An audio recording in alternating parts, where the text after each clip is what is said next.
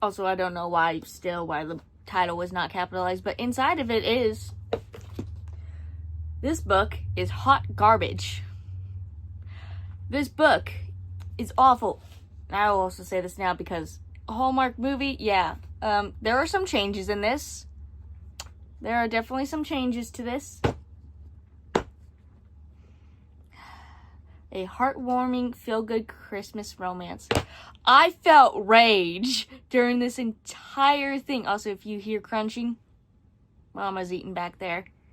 I'm not editing it out because she lives here. I don't give a shit. And also, so, for those who probably don't know, this is actually also a Hallmark movie. I reviewed that one if you want to watch it.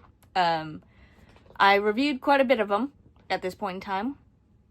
I can 100% say that this is probably the worst one.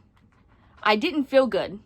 I felt sorry for Allie/Liz here. Oh yeah, we'll get to that too. The name changes that randomly happen, which are never explained, never talked about. The aging up/aging down stuff.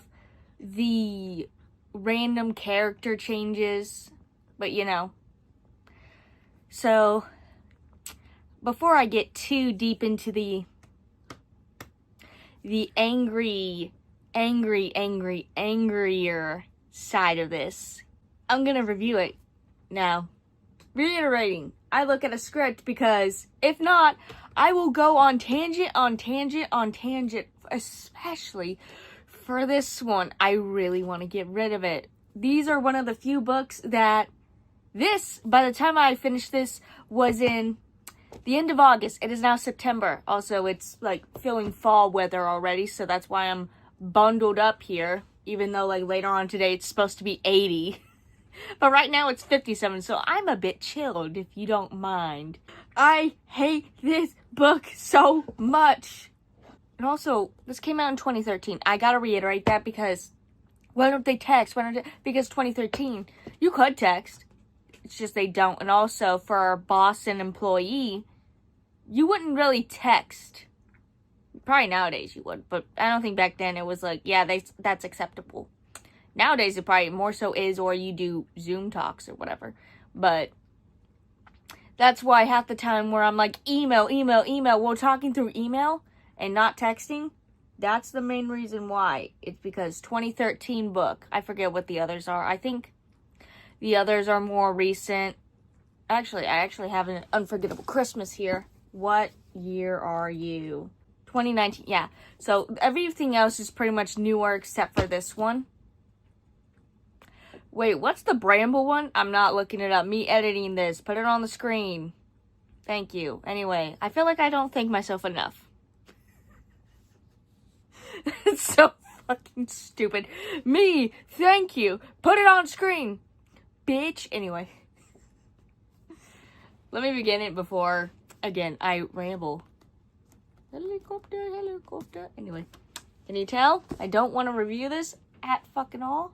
There are some changes. One thing in particular is that it's Allison Allie Richfield and not Liz or Lizzie. I have no idea why that the change, besides maybe that they had another Hallmark movie with an Allie or something like that. And to be fair, I didn't go into much detail. I didn't look too hard at it either.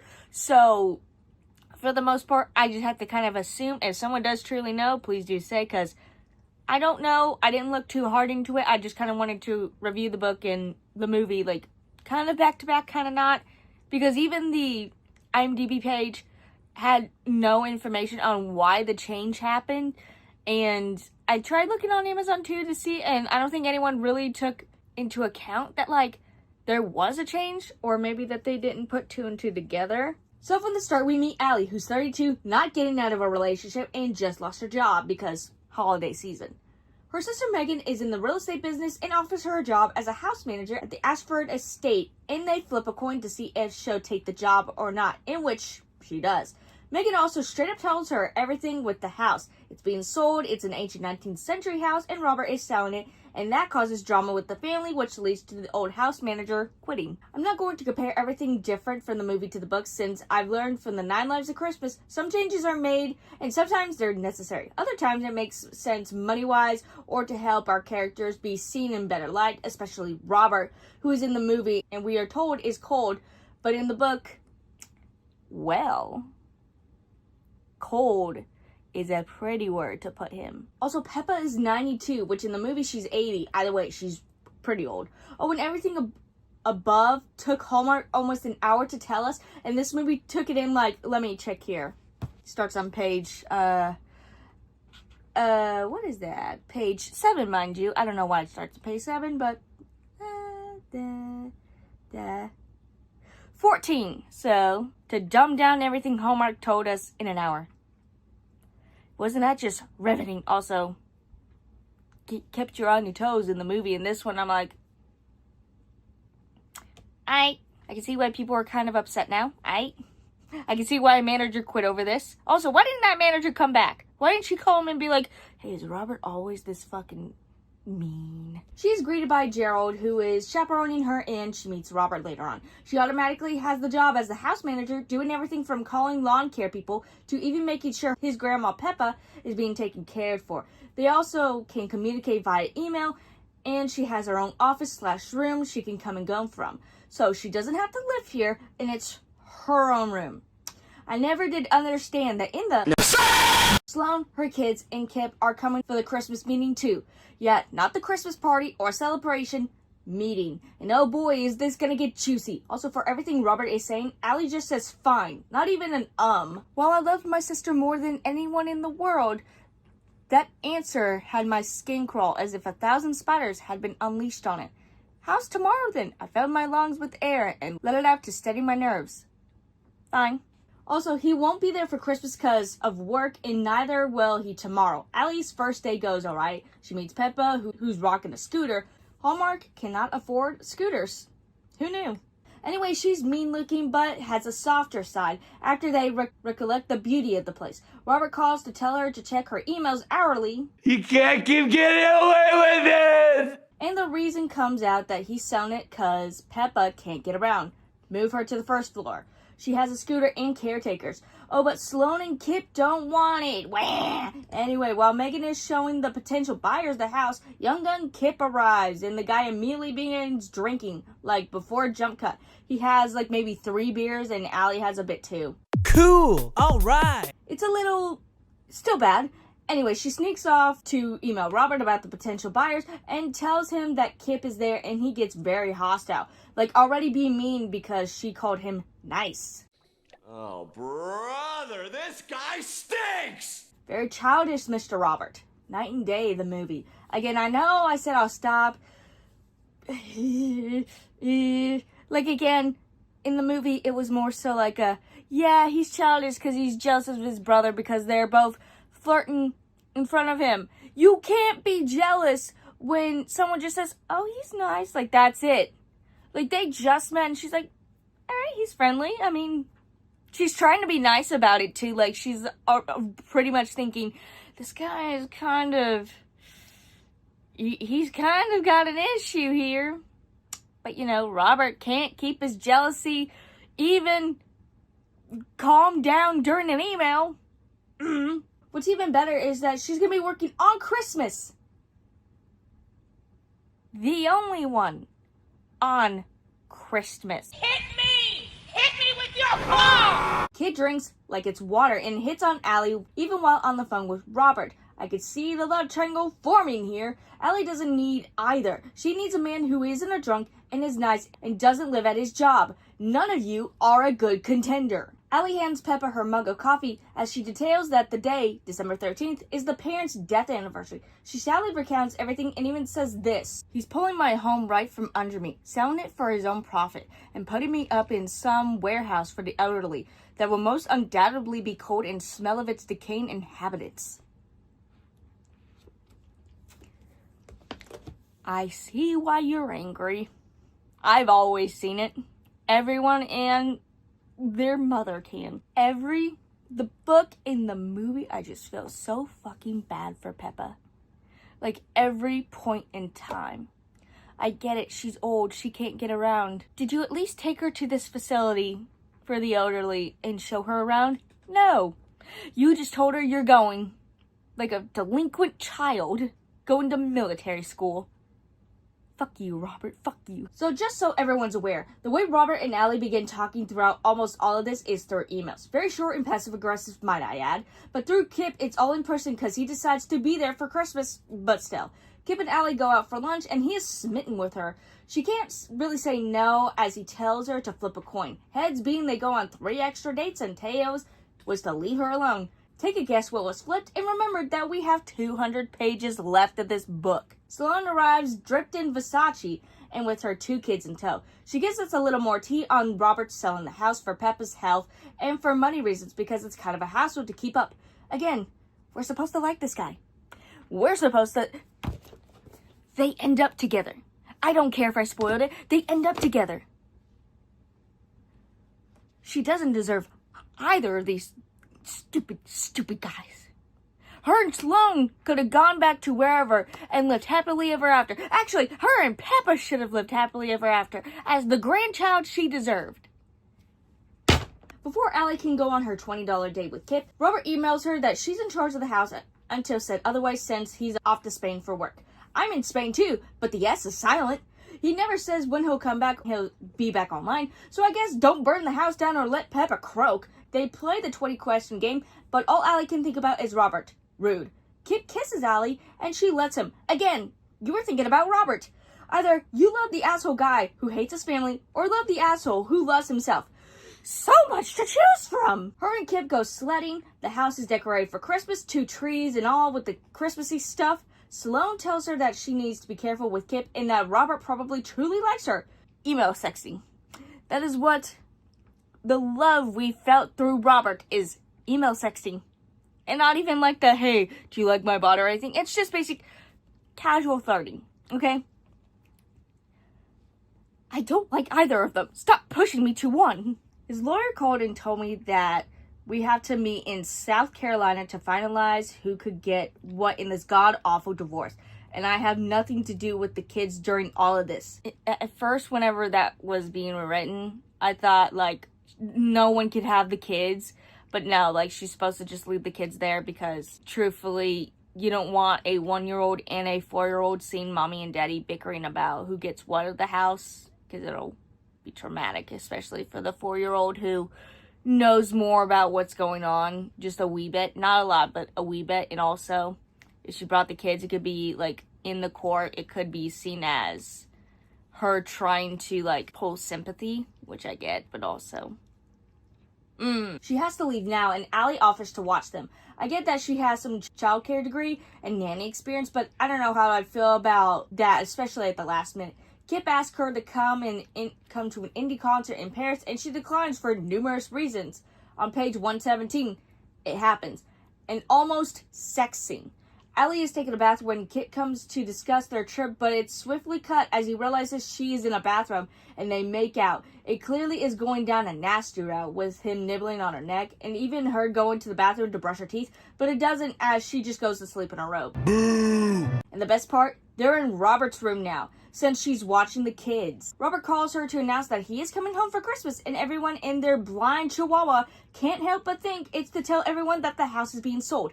Again, we're supposed to like this guy. This gets Allie thinking. She knows nothing about either of them. Like they're from 2 different worlds, but no time to dwell on trying to not like them. Robert's home and walks back to his room only to realize that Allie is there. She explained it was to help watch the boys, and oh boy, does it get awkward. Robert clearly sees that Kip and her are a thing, and if you thought that emo sexting was awkward, try watching Kip try to be tough alpha around his older brother.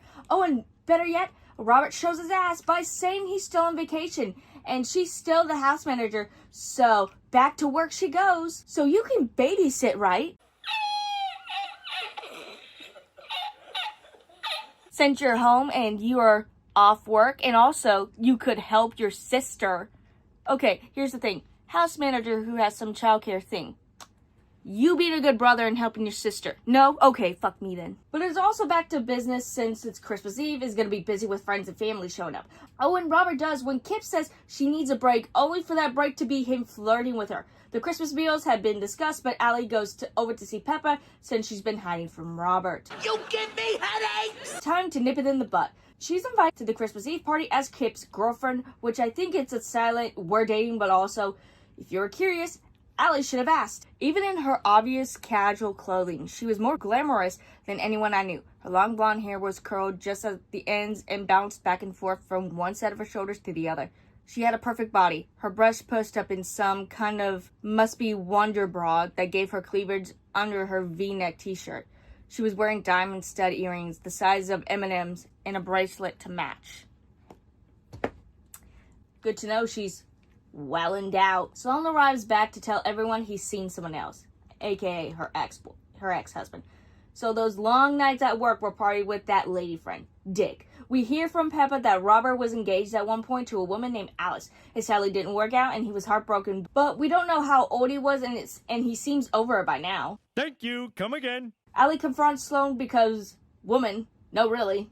That's the reason why that it's even discussed that Robert goes, hey, you should go talk to her, even though you're her brother, but also you're a woman, so you must know these things. She is a wreck. No shit. She realizes she's gotta work, which she's never done. And everything money-wise is pretty much dried up, even to the point of asking, what's the point? Allie, along with every reader, tells her she has to for the kids, and she can't give up. It's hard, but we gotta push through it. They hug as Allie finishes her manager duties and sits on the couch to read. Robert joins her and tells her that he's rethinking of selling the house because of her. He points out that everyone seems to open up to her, even though she's only been here for a few weeks. It's called empathy. Learn some, especially when you are part of the problem. Trouble keeps coming as Kip talks about going with his buddies to Australia for a year, and he asks her to come. Allie says no, and he says that he won't be going either. I don't know what he's gonna do besides his friends. Wait, so tonight's the party, and Peppa is a little dramatic, saying she's been seeing her dead husband and all, as she kind of clues Allie in that maybe she should get rid of Robert, even though this is breaking many worker rules, and they've known each other less, and this clearly means that Allie is going to cheat on Kip with Robert, which she kind of already has been doing pretty much to now. Kip was the first to pipe up. Sloan had to buy a second copy of Twilight because she read it so much the cover fell apart. And if you look at the top drawer of her dresser, she has an Edward poster. I knew I liked Sloan. Funny enough, this is in September when we may be getting something from Stephenie Meyer and the re-release of all of the Twilight movies back in theaters. I don't know about in the future because, again, this is in September. Hopefully it's something cool. New book, who dis? Probably not. It's probably just going to be Stephenie Meyer being like, hey, do you like stickers? And here comes the big day of Christmas, and Robert and Kip really start showing their asses by kissing and being all touchy-feely all over Allie in front of their family and the children. So Sloan tells Allie that after Christmas, everyone's leaving. Robert's going to New York, Kip has plans to go to Australia without Allie, and she's tired of it and lets them have it. Again, too little too late considering Robert's escaping to not feel Peppa's wrath, and Kip doesn't care. But Robert expects Allie to stay a little after January to help with the house, to which she agrees, and honestly, someone's gotta help Peppa's family's abandoning hers. Allie goes back home to spend time with her family, as Megan correctly tells her, why are you even bother choosing both? One's never gonna settle, and the other one's gonna be a fixer-upper project, so just leave them alone. I like these. Christmas goes without a hitch as Robert calls the next day to tell her he's heading to New York, and in 2 weeks the house will be sold. He needs to hold an estate sale, and he's going to be gone all that time too. Allie plans to break up with Kip since he's planning to leave today anyway. What's worse is Peppa only has 2 days to pack before going back to the old folks' home. Robert does reveal he will be going back to Ashford the last day of the estate sale. I want to end this now. Stop trying to push him back here. She breaks up with Kip, who takes it well. The most mature thing he's done as of yet. He admits that he wants the house, but doesn't feel right to because he loves his grandma. JK, he says some bullshit about it needing a family or something stupid like that. Who cares? Allie tells Robert off for not thinking about the house or the family, and his speech at Christmas was just for show. And what's worse is that the new owners want to rip it apart to make it their dream home. Yes, fuck you and fuck Chris! It's mine. Allie decides to be a preschool teacher and visits Peppa, who is having the time of her life in the old folks' home. They allow them to even have wine, and she even has been talking to someone too. Oh, and she doesn't just want to be a teacher. She's going to be owning the entire school. Thanks, Robert. Actually, as Robert states that he had Allie in mind as the woman who is in charge and tasked another lady to hire her as a teacher. And if she chose someone else, the school was going to be this other woman's. And if she chose Allie, then she'd be the school's director, aka the school would be hers. She just wanted to be a teacher, though. Why? Anyway, they go back to Ashford, where he admits he bought the house and he couldn't sell it. And Peppa's happier at the other place, so it's just them and the workers. Anyway, Peppa dies. Like, it's not said when exactly, but 3 Christmases have passed and Allie's pregnant. Kip's got an Aussie girlfriend, and all's well that ends well, or whatever. I hate this book. I hate this book so much. Here's some things that actually are not talked about, but are in the Hallmark movie that I left for last, you know? There is no dad in the story, aka divorce, or as Allie in the movie, the dad just leaves. I don't know why Hallmark didn't just say an absent father, but whatever. Also, the chop of the tree from the Hallmark movie is just gone since 2 of them are just put up. Also, Sloane's children are younger. Like, one is 4 and the other one is 1. And they're maybe like 6 and 10 in that, which I guess they didn't want to bring up an actual, like, literal infant into this because it may be harder to, you know, direct them, but whatever. Also, I don't understand why the songs are changed besides maybe marketing, since the divorce, like, I think in the other one it was Silver Bells, and this one it's, what is it called? I can't pronounce it for the life of me. Let me actually see. Lavenedros. I think that's how you pronounce it. I'm most definitely saying it wrong. 2 different things. I think Silver Bells 2 was copyright free, so that may be why. And also, Sloane's divorce hits really hard. Like, that one should have been, like, where her and Allie become, like, sisters at that point. Which, and again, she leaves because she has kids. And I'm sure some of the stuff is, like, hey, he has, like, he keeps them some days, he keeps them other days, you know. Even then, it's not talked about what happens with all that. And she kind of disappears after telling Allie that she's leaving, Kip's leaving, Robert's leaving. And then another thing that just suddenly appears is Allie had a grandma, but she's only in 1 chapter, and she's only there for the Christmas stuff, which even then it's like, why are you here? Who cares? Like, why isn't it just Megan, mom in this? And Megan's in this more than in the movie, which you would have thought, like, Megan would have been in that one more, considering she's showing off all of this house. Which, again, okay, I don't have that much of an issue on it, but still, this movie is absolute hot garbage. Hot garbage. Also, this one is not by the Hallmark movie or Hallmark books. It is by another company. I don't know by which one. This author, too, made another Christmas book. I don't think they adapted it. I'd have to look into that. I don't think so, though. I'm going to burn this book now. Don't bother reading it. Don't bother trying. It's awful. Awful, awful, awful, awful, awful, awful. Just, no. No. Disappear. Anyway, I'll see you in whatever. Another movie review. Another book review. I got more Hallmark movies. You can check them out. Hallmark book reviews. You can check them out. So I'll see you in whatever I do next.